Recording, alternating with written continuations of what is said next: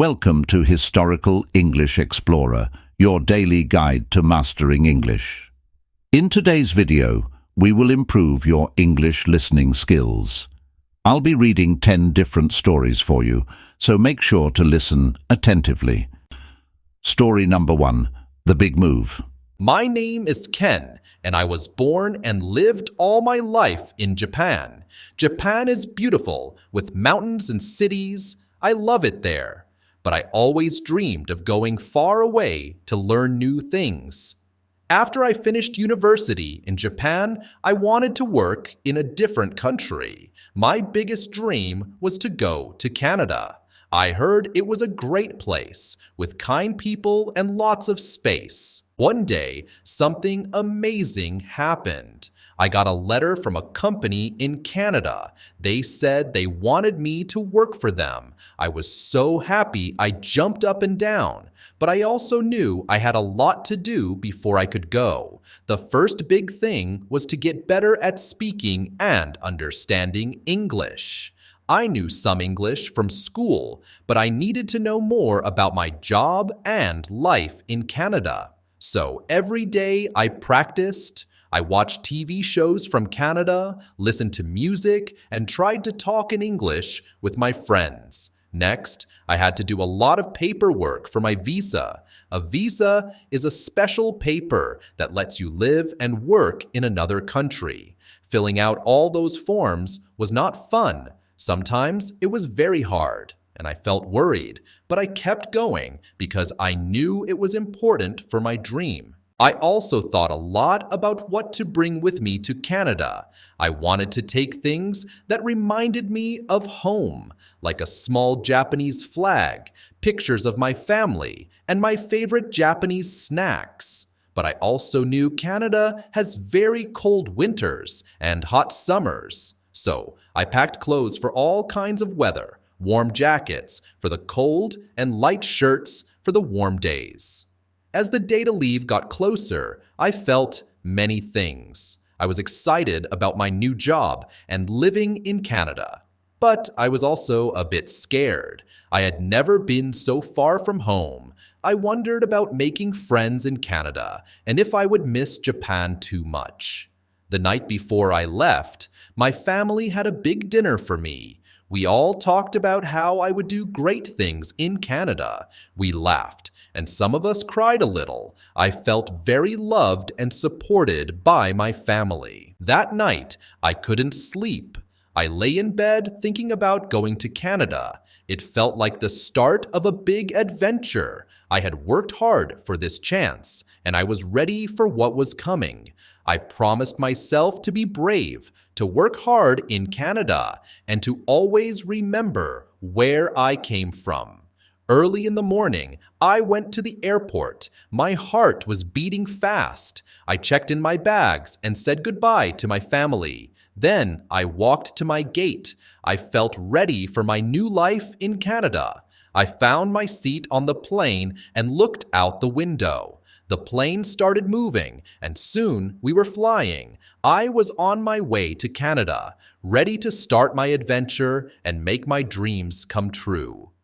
Story number 2, Arrival in Ottawa.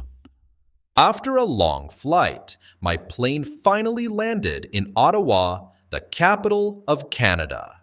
I stepped off the plane, feeling a whirlwind of excitement and nervousness. The airport buzzed with activity, and English conversations filled the air. It was a real moment to put my language skills to the test. Walking through the airport, I observed everything is so different from home. The signs, written in English and French, demanded my full attention to navigate correctly. The air outside was colder and crisper than what I was accustomed to in Japan. I hailed a taxi, a new experience for me, and said to the driver, "Please take me to this address," showing him a piece of paper with my new apartment's location. As we drove through Ottawa, I was glued to the window, captivated by the sights. The streets here are so wide, and the trees are beautiful in their fall colors. I thought, comparing them to the dense urban landscape of my hometown. Reaching my new apartment, I found it to be cozy, with one bedroom, high ceilings, and a large window that bathed the room in light. It's smaller than homes in Japan, but feels welcoming, I mused, taking in the simplicity of the furnishings. The silence of the neighborhood struck me immediately. Accustomed to the constant hum of my bustling city back home, the quiet here was profound. I can actually hear the wind, I realized, a rare experience for me. As I arranged my personal items around the apartment, placing a small Japanese flag on a shelf and family photos on a table, it began to feel more like home. Yet, with the initial excitement fading, a sense of loneliness crept in. Everything is so different. The language, the people, the scenery, I acknowledged, feeling daunted by the prospect of navigating daily life in a new language. Sitting on my couch that first evening, staring out at the quiet street, I felt incredibly far from everything familiar. But I reminded myself, I'm here to work, learn, and grow. I knew the feeling of being an outsider was just the first step on this journey. Lying in bed that night, in my new, foreign apartment, I promised myself I will embrace every new experience, learn from the differences, and find beauty in this new place. Despite the overwhelming sense of being alone in a vast, unfamiliar world, I was determined. I'm in Ottawa to start my new life, and I'm going to make the most of it. These simple, reflective sentences capture the essence of adapting to a new environment and are designed to be memorable for English learners, helping them practice expressions of feelings, observations, and resolutions in their journey of language acquisition. Story number 3. Navigating new challenges at work. My first day at my new job in Ottawa was both exciting and daunting. As I walked into the office, I felt a rush of nerves. This is it, I thought, the beginning of my career in Canada. However, I soon realized that understanding my coworkers would be harder than I expected. Their fast-paced English, filled with unfamiliar slang and expressions, often left me puzzled. "Could you repeat that, please?" became a phrase I used frequently. Every day, I dedicated myself to practicing English. I listened to English stories during my commute, read articles related to my job to expand my vocabulary, and even started writing a diary in English to improve my writing skills. Despite my efforts, the language barrier at work made me feel isolated at times. I found it challenging to join in on conversations and to express my ideas clearly during meetings. I just need more practice, I reminded myself, trying to stay optimistic. The workload was another challenge. The pace of work in Canada was different from what I was used to in Japan. Deadlines were tight, and there was a constant push for creativity and innovation. This is overwhelming, I admitted after a particularly long day. The culture of open communication and the expectation to speak up in discussions were new to me. Back home, I was more accustomed to a hierarchical structure where decisions were often made by senior members.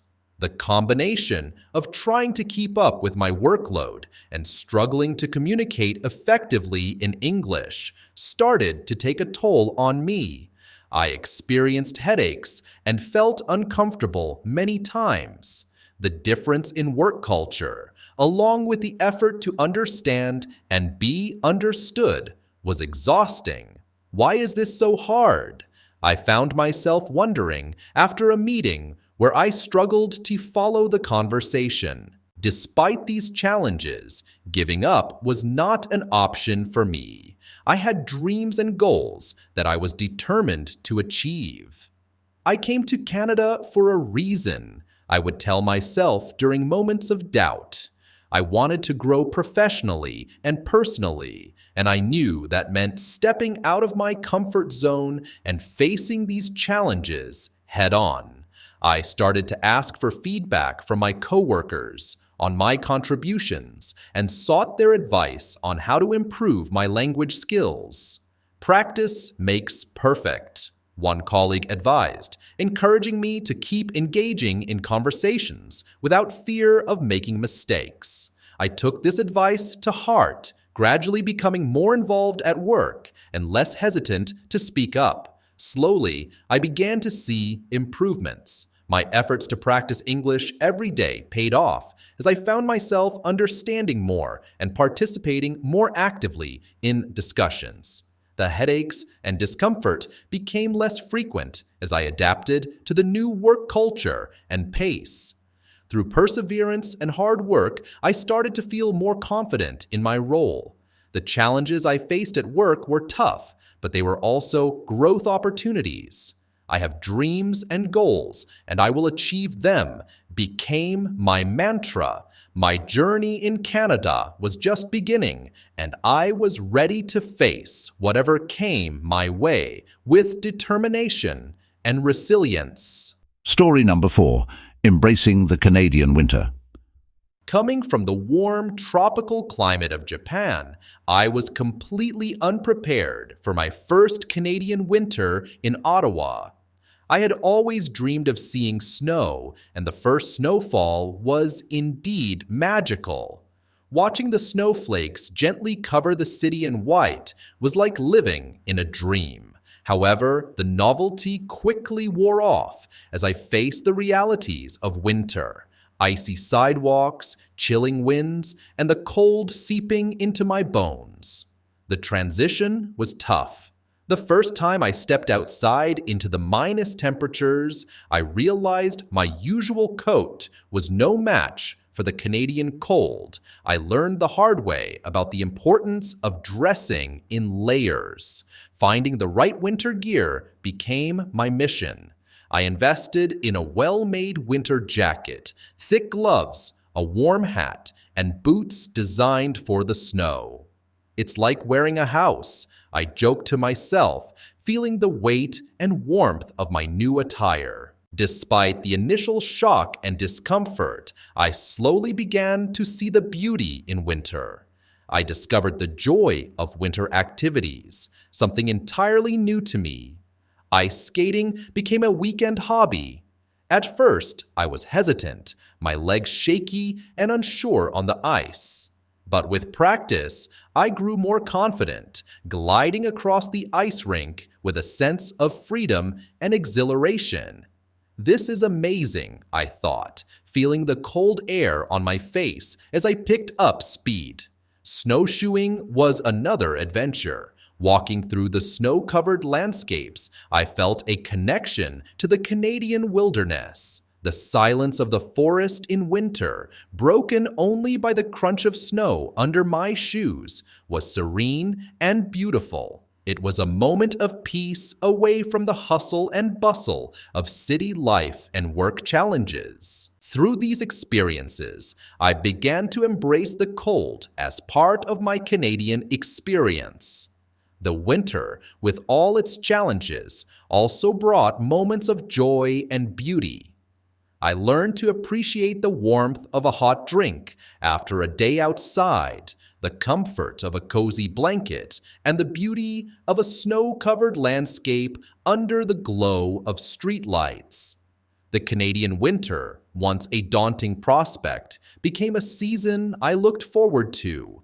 It was a reminder of the changes I had embraced in my life since moving to Canada. Just like the seasons, I had gone through a transformation, adapting to new challenges and finding joy in new experiences. Winter in Canada was no longer just a season to endure, but an integral part of the adventure I had embarked upon. Story number 5. Making new friends in Canada. Moving to Canada was like stepping into a whole new world for me. I left behind the familiar streets of Japan, where every corner held a memory. In Ottawa, the wide, open spaces seemed to echo my feelings of being alone in a crowd.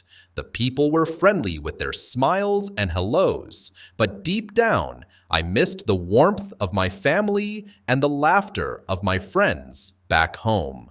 At first, conversations were like trying to solve a puzzle. Sometimes, when I spoke, it felt like my words just floated away, not quite fitting in. This made me feel like a leaf lost in the wind, unsure of where I belonged. But inside me, there was a spark of hope. I thought, I'm in Canada for a reason. I'm here to learn, grow, and find my place in this vast, beautiful country. That's when I decided to step out of my comfort zone. Let's join some groups, I encouraged myself, thinking it was the perfect way to meet people and maybe, just maybe, make some friends. The job club was my first stop. Walking into that room full of strangers was intimidating, but it turned out to be the best decision. We shared tips and stories about work. My heart swelled with pride when I talked about Japan, and to my surprise, everyone was genuinely interested. This is how connections are made, I realized, feeling a bit more at home with every meeting. The sports group was a game changer. On the field, it didn't matter where you were from. The only language we needed was the game. Running side by side, chasing the ball, I felt a sense of belonging. The high fives and cheers broke down the walls between us, and those post-game meals were more than just food. They were my introduction to the true taste of Canadian kindness. Pancakes drenched in maple syrup became my new favorite. "Delicious!" I exclaimed, sharing a moment of joy with my new friends. The language group was a melting pot of cultures, all of us united by our desire to master English. Our mistakes became our shared laughter, turning awkward moments into memories.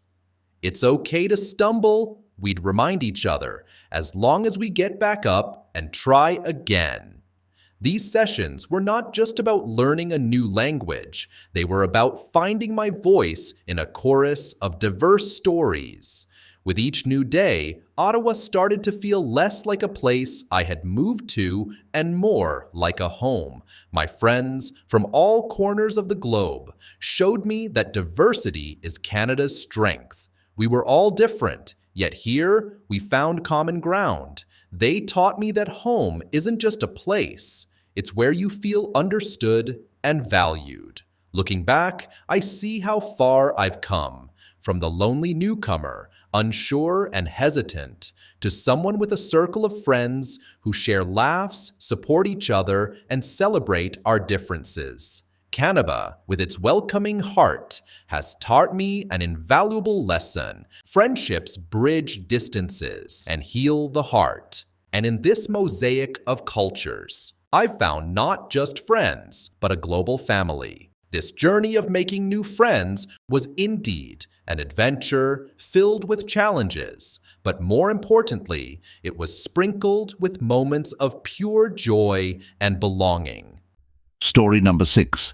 Shifting mindsets. Moving to Canada was like starting a big adventure. I came from Japan, a place I knew very well, to a new country where everything was different. In Japan, we have our own ways of doing things, our own rules. But in Canada, I found new rules, new ways to think, and new ways to talk. It was exciting, but also a bit scary. At my new job in Canada, people wanted to know what I thought. "Ken, what's your idea?" they would ask. In Japan, we usually wait for the boss to speak first. Here, everyone wanted to share their thoughts. At first, I didn't say much. I was nervous. But watching my co-workers, I saw they were not afraid to speak up. They were like brave explorers, sharing their maps and plans for new adventures. I wanted to be brave like them, so I started to change. Every day, I tried to say something new. If we had a meeting, I would share a small idea. It was like taking small steps on a long journey. Each step made me feel a little more confident and a little more part of the team. I also learned to ask questions. In Canada, asking questions is good. It shows you want to learn. I asked about everything. Why do we do it this way? What does this word mean? My friends and coworkers helped me. They answered my questions and taught me new things. It was like they were giving me pieces of a puzzle, and I was putting it together, piece by piece. Making new friends was another adventure. I missed my family and friends in Japan a lot, but I also met amazing people in Canada. We came from different places, but we all wanted to make new friends. We shared our stories, our food, and our dreams. It was like building a new family, a family from all around the world. Learning to enjoy Canadian winters was a big challenge too. In Japan, it's not so cold, but in Canada, the winter is long and very cold. At first, I didn't like it. But then I tried ice skating and snowshoeing. It was fun. I felt like a child discovering snow for the first time. The cold didn't bother me so much after that. I learned to dress warmly, in big coats and boots. The snow and ice became part of my new adventure. Changing my mindset was like opening a door to a new world. I learned to think in new ways, to be independent, and to share my ideas. I became more confident. I learned that it's okay to be different, and that asking questions is a way to learn and grow. Now, when I look back, I see how much I've changed. I came to Canada to find a new life, and I did, but I also found a new me. I'm not just from Japan, I'm also a little bit Canadian now. I have new friends, new experiences, and new ways of seeing the world. This adventure has taught me so much. I learned that it's not just about moving to a new place. It's about becoming a new person, someone who is brave, curious, and ready for anything. Canada has given me this great gift, and I'm thankful for it every day. Story number 7. A day of new experiences. One cold winter day in Canada, I decided to meet with a friend I made at one of the job clubs. Her name is Emily, and she's from Canada. She wanted to show me how Canadians enjoy the winter. "Let's make the most of this snowy day," she said with a smile. I was excited, but also a little nervous, because everything was still so new to me. First, Emily suggested we build a snowman. I had never done this before. We went to a park covered in fresh snow. It looked like a big white blanket. Emily showed me how to roll the snow into large balls and stack them to make the snowman. "This is fun," I exclaimed as our snowman started to take shape. We used carrots for the nose, stones for the eyes, and sticks for the arms. Standing back, I felt a sense of pride looking at our creation.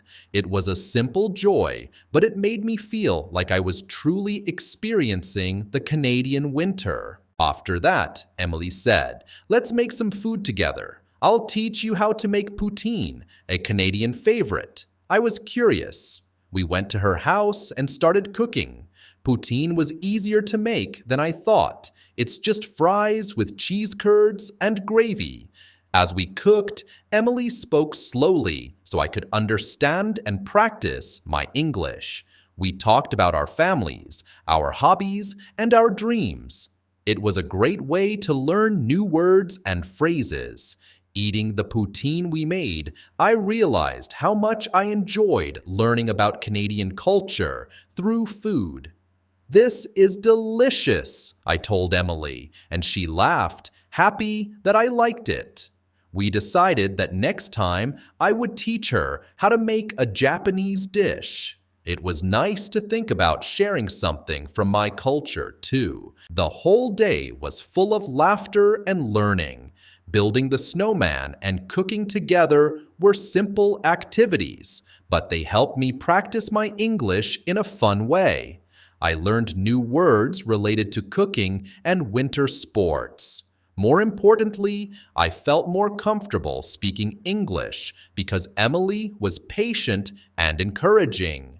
This day with Emily showed me that making friends in a new country was about sharing experiences and learning from each other. It was about building snowmen, making food, and practicing English. But most of all, it was about the warm feeling of friendship on a cold winter day. I went to bed that night, feeling grateful for the adventures of the day. Meeting with a friend, building a snowman, making food, and practicing English had all been new experiences for me. They were steps on my journey in Canada, helping me feel more at home in this beautiful country.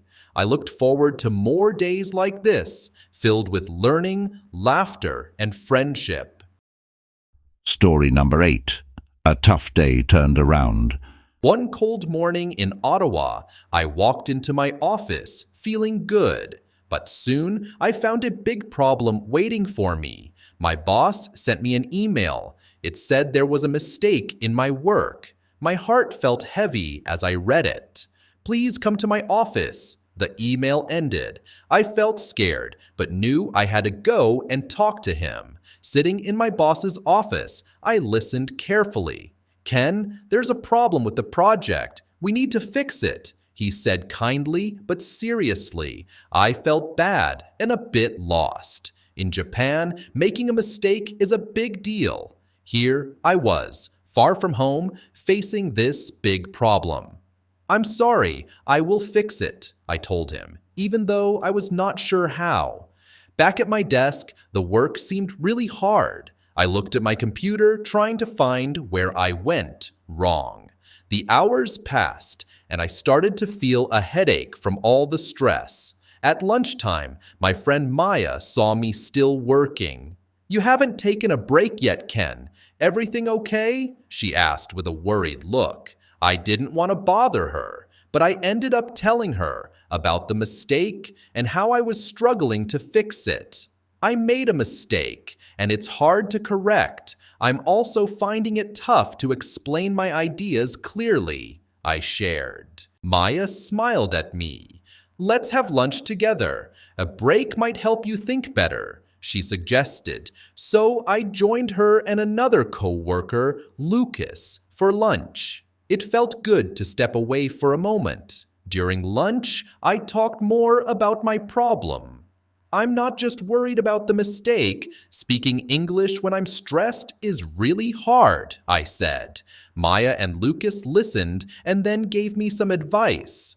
"Ken, it's okay to make mistakes. We all do. What's important is that you're trying to fix it, and your English is getting better every day," Maya said, making me feel a bit better. Lucas added, "We're here to help each other. Don't forget that. You're part of our team."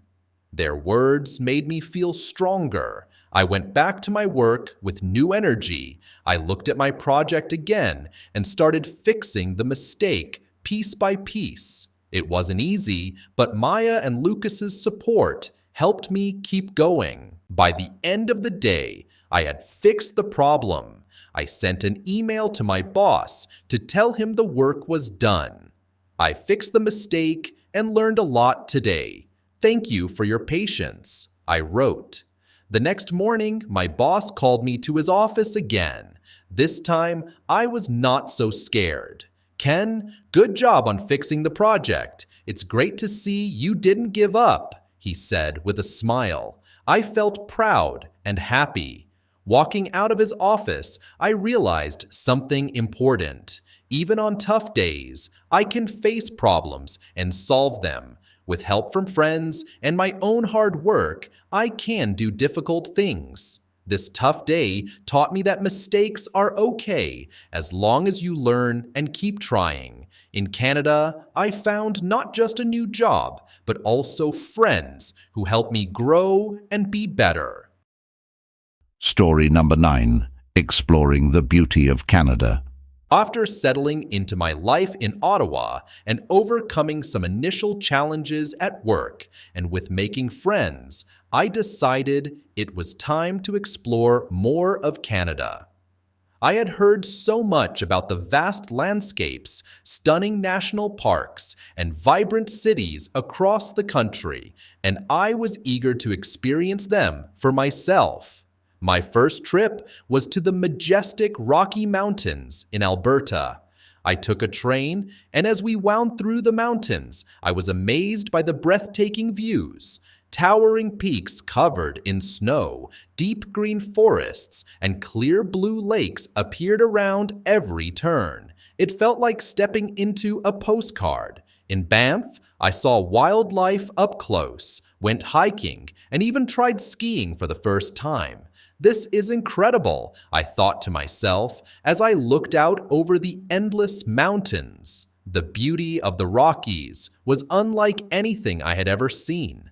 Next, I visited Niagara Falls, one of the most famous waterfalls in the world. Standing near the edge, I felt the mist on my face and heard the powerful roar of the water. It was a reminder of nature's strength and beauty. I took a boat tour that brought us close to the falls, and I was mesmerized by the sheer amount of water cascading down. "So powerful and beautiful," I said to a fellow traveler, and we shared a moment of awe. My journey also took me to the East Coast, to the charming province of Nova Scotia. There, I explored the historic city of Halifax and walked along the picturesque waterfront. I tried fresh seafood, which was delicious, and listened to maritime music that filled the air with a lively spirit. The culture here is so rich and welcoming, I thought, as I enjoyed a lobster dinner by the sea. One of the most memorable parts of my travels was visiting Quebec City during the Winter Carnival. The city was like a winter wonderland, with ice sculptures, snow-covered streets, and the sound of French everywhere. I felt like I had stepped into a different world, one full of history and celebration. I tried maple syrup taffy, made by pouring hot syrup onto snow, and it was a sweet treat unlike any other. "This place is magical," I whispered to myself, captivated by the charm of Quebec City. Through these travels, I discovered the incredible diversity of Canada's landscapes and cultures. From the rugged mountains and serene lakes to the historic cities and coastal towns, each place had its own story to tell. I also realized how much I had grown since moving to Canada. I was no longer the timid newcomer who was nervous about building a snowman or making poutine. I had become an adventurer, eager to explore and embrace all the experiences this beautiful country had to offer. These journeys across Canada not only my understanding of the country, but also deepened my love for my new home. I returned to Ottawa with a heart full of memories and a renewed sense of belonging. Canada, with its vast beauty and welcoming people, had truly become a place where I felt I could thrive. Story number 10. A big leap forward. Time flies fast, especially when you're in a new place.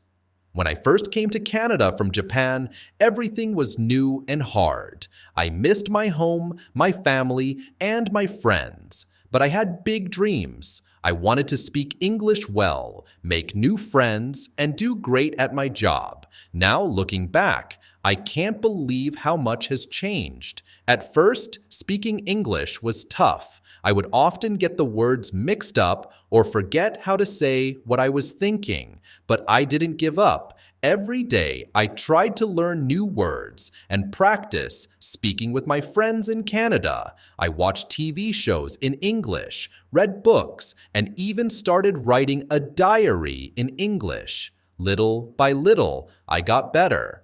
One day, I realized I could understand almost everything people were saying, and they could understand me too.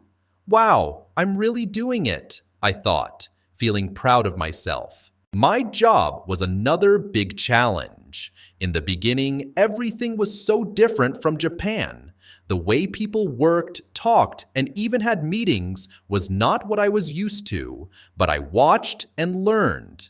I worked hard, stayed late when I needed to, and always tried my best. I asked questions even when I was scared, and slowly I started to feel more comfortable. My boss and co-workers saw how hard I was trying. They helped me and taught me many things. Then one day, something amazing happened. My boss called me into his office. I was a little worried. Did I make a mistake? I thought. But no, it was good news. My boss said, "Ken, you've done a great job. We want to give you a promotion." I couldn't believe it. All my hard work had paid off. I was so happy, I almost cried. "Thank you, I won't let you down," I said, feeling grateful and excited. Getting promoted made me think about all the hard work, patience, and time it took to get here. There were days when I felt so tired and missed my home. But I kept going because I had dreams and goals. I wanted to make my family proud and show myself that I could do it. Now, when I walk through Ottawa, I feel like it's my second home. I have friends here, I like my job, and I can speak English well. I even enjoy the cold Canadian winters. I learned to ice skate, build snowmen, and drink hot chocolate to warm up. My journey in Canada taught me a lot. I learned that it's okay to make mistakes because that's how we learn. I found out that if you keep trying and don't give up, you can reach your goals. And I saw that new places and people can become dear to your heart. Looking forward, I'm excited. I know there will be more challenges, but I also know I can face them. Canada gave me a chance to grow and dream bigger. I'm ready for whatever comes next with a smile and an open heart. This adventure is just beginning, and I can't wait to see where it takes me.